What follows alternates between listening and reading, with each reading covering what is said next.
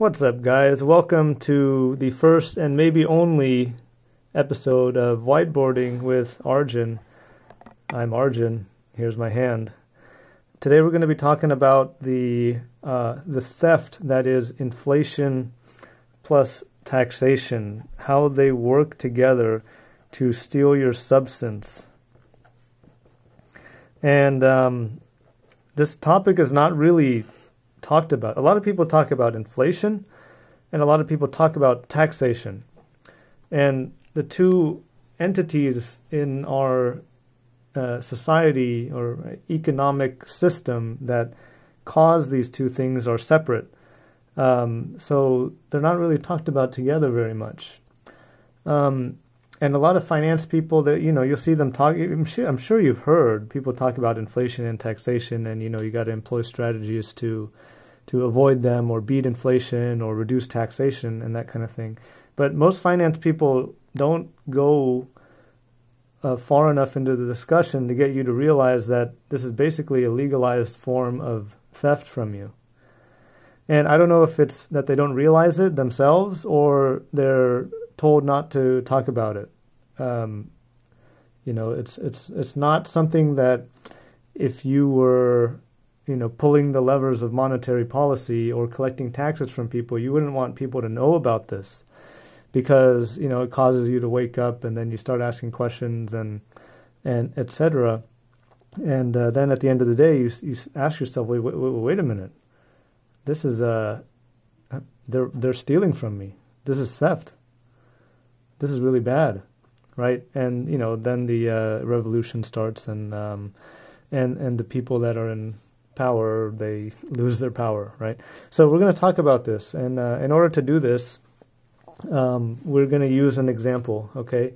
And the example that we're going to use two items here. And the first item is going to be a gold bar, a bar of gold.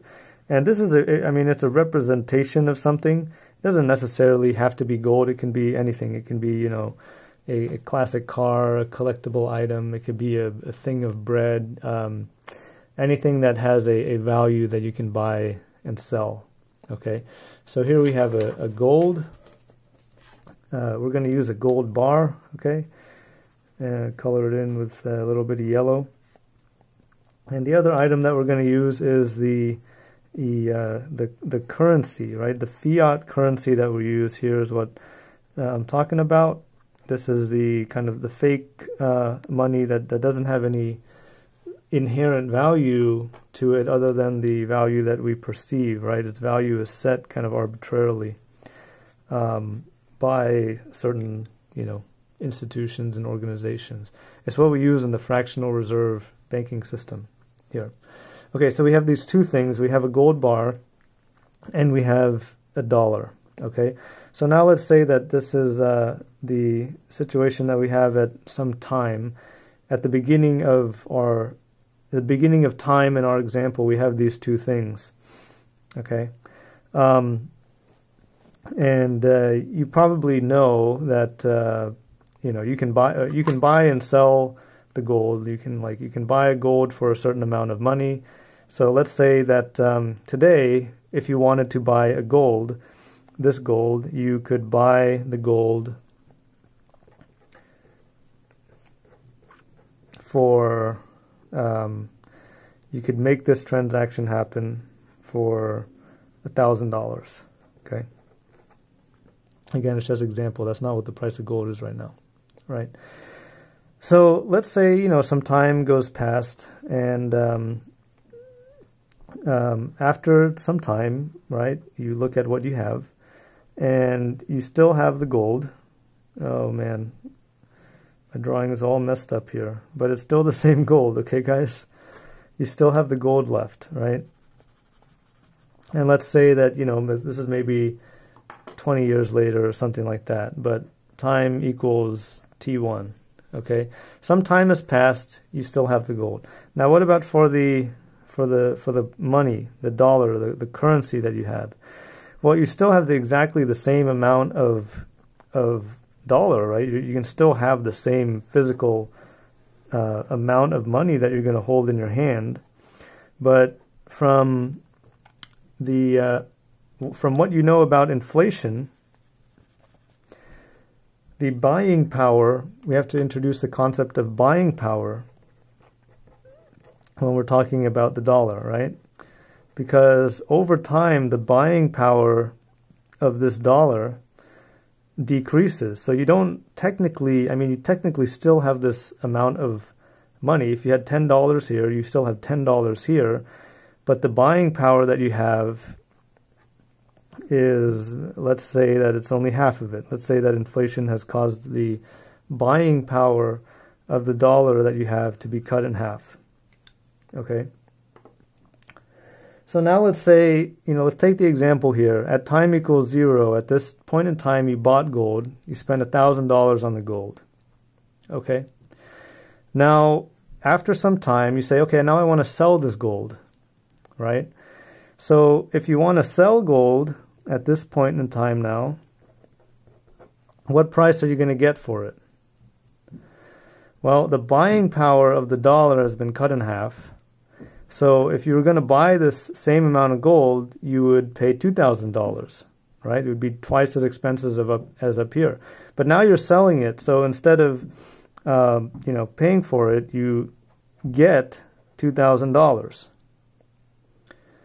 right? So here you spent the money to buy the gold, and here you're converting the gold into money. I guess I should have not drawn this line up here. But now you're converting that gold into money. So you're selling the gold. So by the way, the IRS says, okay, you have to report this information, right? They take gold as a capital asset. Like if you're going to buy a stock or some kind of physical asset like a property, they say, hey, that's an investment, and if you make money on that, you got to pay us. You got to pay us the money. So they're going to say that you're going to tell them that you've made a profit, because technically they can't tell you that you made a profit. You have to willingly consent to the rules. So when you say, hey, I made a profit here of $1,000, you're also going to tell them, because under threat of going to jail and additional fines and that type of thing, you're also going to report that the amount of taxes that I need to pay you being the IRS, is, let's say it's 28% is the maximum amount of tax that you would pay on gold. So you'd say that, okay, I need to pay you $280 on this quote-unquote profit that I made. Okay? So at the end of the day, what you're left with is a net of $1,720, right? You have $1,720 at the end of the day, right? So real quick, once again, at the beginning of time in our example, you bought gold for $1,000, right? You exchange your money for gold, $1,000. And then at some point in time, you say, okay, I'm going to sell the gold. The going price for that gold, because of inflation, is now $2,000. So you say, okay, I'm going to sell the gold for $2,000. You profited $1,000. You say, okay, the IRS tax is $280, so I'll pay that. And you net $1,720. Now, my question to you is, can you buy the same gold that you just sold with this money? Can you buy this gold again? Think about it. What's the difference between what you had here and what you had here? This is the same substance as this, right? What's changed is this: arbitrary reduction in buying power due to something called inflation. And who makes the inflation? The Fed makes the inflation, right? They pull the levers of monetary power and do their wizardry and stuff, and they cause inflation. They print money and they cause the inflation to happen. And then the taxation is done by the IRS, a separate entity, but you got to understand you got to understand the Fed and the IRS, how they work together to steal your substance, right? You can't buy the same gold that you just sold. You can't. So what the heck happened? What happened? Where did the money go? Where did it go? You can buy a smaller amount of gold. Maybe you can buy this amount of gold. But what happened? This portion of gold goes there. The system is completely designed for you to never get ahead. This is a very simple example, but if you look at it in with any other type of assets and things and stuff that you can buy and sell, you're going to realize this. You're going to see this all over the place. That's why everybody says, with inflation, yeah, you got to beat inflation. You must beat inflation. And this is why they say that. And with taxes, they say, oh, you got to reduce taxes. This is why they say that. But even if you here you're beating inflation, right? The value of this gold is not any more than this. So you're keeping pace with inflation, right? Or you're having something that's unaffected by inflation. But you still have to deal with the taxes. Now you can just not report it. You can just not report that you made this sale and, whatever. Maybe they'll come after you and try to code enforce you or something like that. But anyway, so I hope this kind of gives you the something that you may not have heard before or seen it in this light before, but how these two guys are working together. It's kind of like Bonnie and Clyde, right? Bonnie and Clyde, they were famous for robbing, big banks and big institutions, like sticking it to the bad guys. So that's why the little people, like we the people, we liked them.